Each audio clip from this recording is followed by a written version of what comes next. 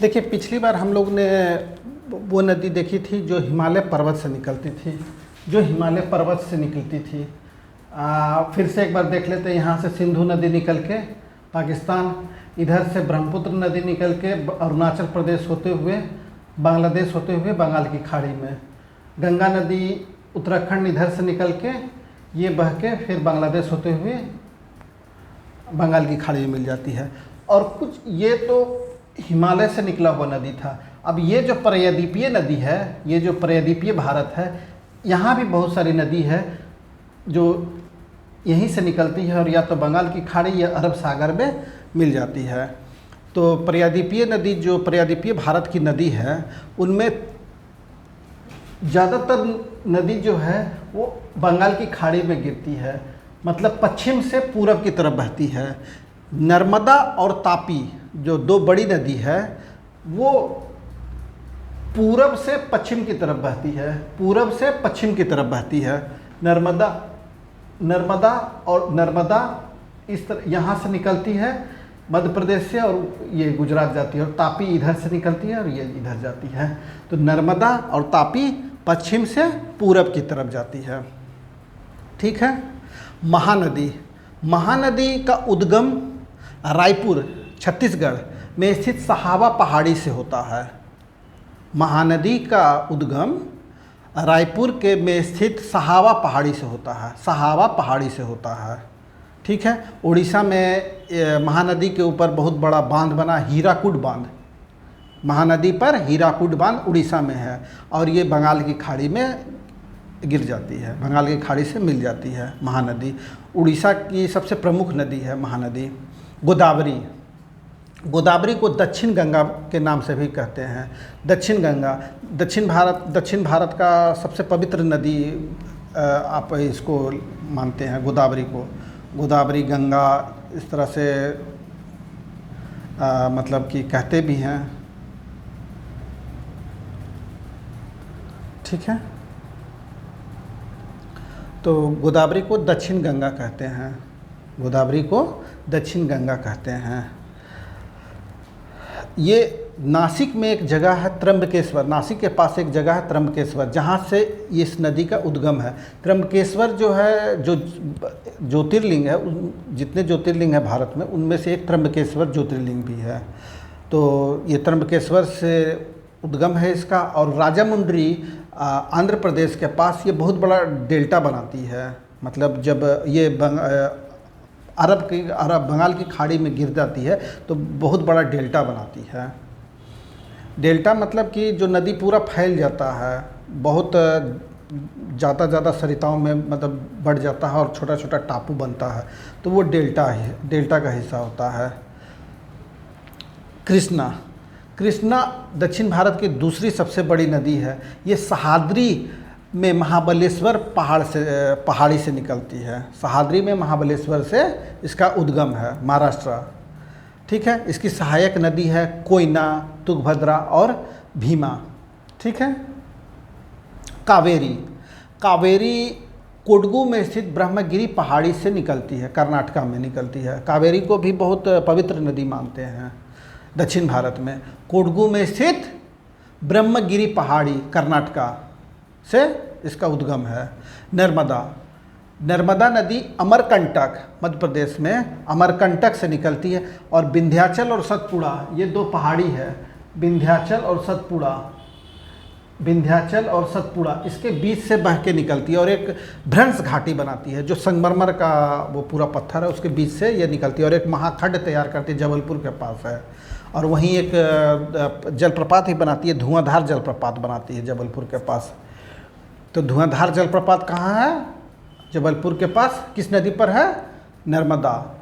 और ये विंध्याचल और सतपुड़ा के बीच से निकलती है और एक भ्रंश घाटी बनाती है नर्मदा। धुआंधार जलप्रपात जबलपुर के पास बनाती है। इस पर सरदार सरोवर परियोजना, जो गुजरात में इसी नदी पर सरदार सरोवर परियोजना चला था। नमामि देवी नर्मदे एक यात्रा, ये इस नर्मदा को उत्थान के लिए, उसके बेहतरीकरण के लिए ये एक सरकारी स्कीम चला था। नमामि देवी नर्मदे एक यात्रा, ठीक है। तापी नदी, तापी नदी मध्य प्रदेश के बैतूल जिले के मुल्ताई पहाड़ी से निकलती है। मध्य प्रदेश ये बैतूल का एरिया, ये यहाँ से, यहाँ के मुल्ताई पहाड़ी से तापी नदी निकलती है, ठीक है। और ये तापी नदी इस तरफ जाती है, तापी और नर्मदा ये इस तरफ जाती है। तापी नदी फिर अरब सागर में मिल जाती है। तापी और नर्मदा पश्चिम की तरफ बहती है, ठीक है।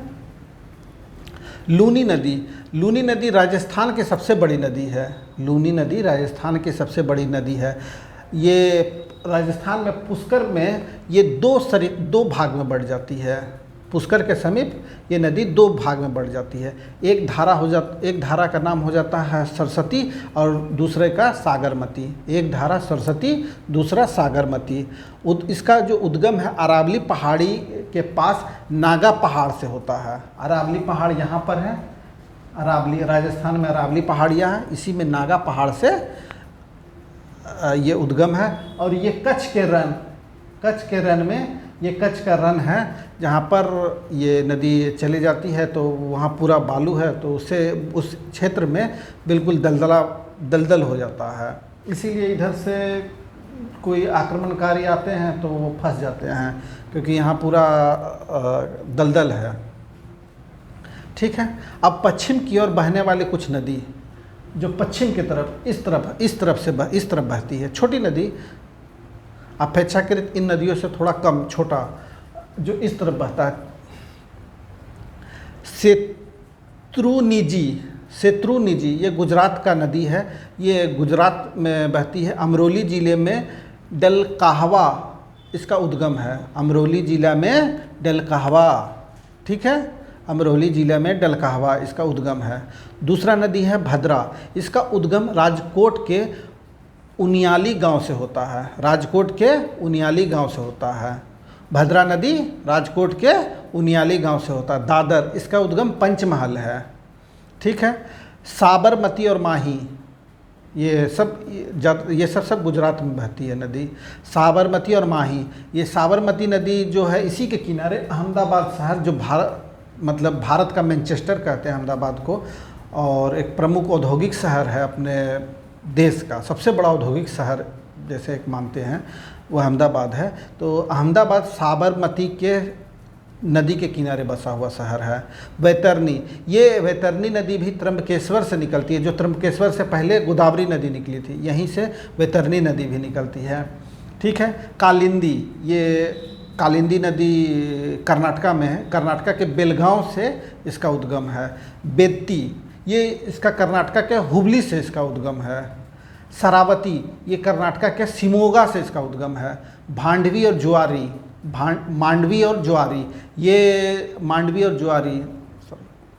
ये गोवा की प्रमुख नदी है जो अरब सागर में, ये सब नदी अरब सागर में गिरती है, इनका पानी अरब सागर से मिलता है।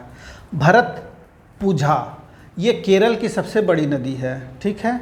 ये इसका उद्गम जो है अन्नामलाई पहाड़ी के अन्नामलाई पहाड़ी से निकलता है। पोनानी जो है, इसको लोकल में वहाँ पे पोनानी नदी कहते हैं, इसका दूसरा नाम पोनानी है, ठीक है। पेरियार, केरल का ये दूसरा सबसे बड़ा नदी है। और ये जो भरतपुझा है ये केरल का सबसे बड़ी नदी है।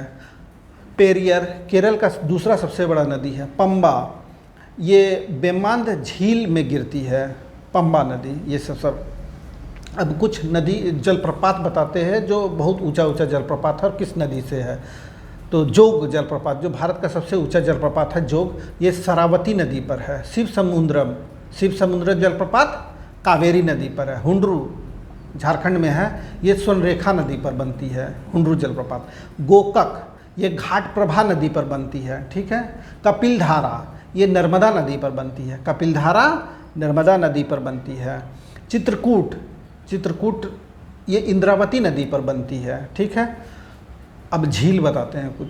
भारत का जो सबसे बड़ा झील है वो चिल्का झील है, जो कि खारे पानी का झील है। वो एक लेगून है। लेगून ये होता है कि समुद्र का पानी, जैसे समुद्र का पानी थोड़ा उठा, ज़्यादा समुद्र में पानी हो गया तो ये धरातल में आ गया, ज़मीन पर आ गया, और फिर यहाँ पे कहीं मतलब जैसे नीचे का एरिया है और ये पानी यहीं वापस रह गया, और ये बीच का मिट्टी, बीच में ये मिट्टी से ये मेन जो समुद्र है इससे ये कट गया, तो ये जो पानी जमा रह गया ये समुद्र का पानी, ये खारा होगा, इसको ही लेगून बोलते हैं, इसको ही लेगून बोलते हैं। तो चिल्का जो झील है ये एक लेगून है जो कि भारत का सबसे बड़ा झील है, ये खारे पानी का है।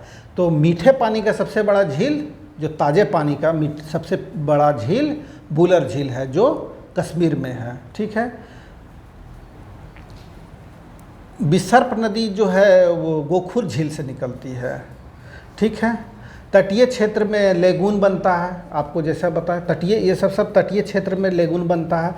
समुद्र का पानी ऊपर आया, इधर रह गया, और बीच ये जो धरातल है बाद में हल्का पानी सूख गया, इधर का पानी इधर जमा रह गया और ये समुद्र से कट गया, बीच में ज़मीन हो गया और इधर पानी रह गया और ये समुद्र से कट गया, तो एक झील तैयार हो गया।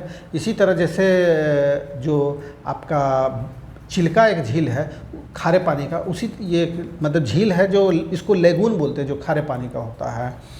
वो चिल्का, पुलिकट, कोलेरू, ये सब कुछ भारत में लेगून है, खारे पानी का झील है। और मीठे पानी का झील है बुलर झील है कश्मीर में। ये बुलर झील में झेलम नदी आके इसमें से प्रभावित होती है, मतलब बुलर झील हो गया, इधर से झेलम नदियाँ निकल गई बीच को, वो बुलर झील। डल झील कश्मीर में है, भीमताल, नैनीताल, लोकतक, बड़ा पानी, ये सब कुछ मीठे पानी, ताज़े पानी का झील है। और मानव निर्मित भी झील है, जैसे गुरु गोविंद सागर जो भाखड़ा नंगल बांध पर बना है, ठीक है।